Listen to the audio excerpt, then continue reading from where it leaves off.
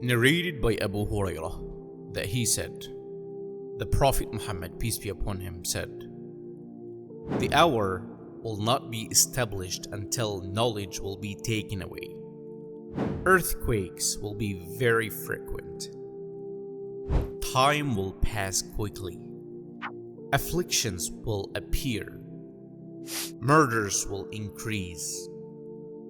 And money will overflow amongst you.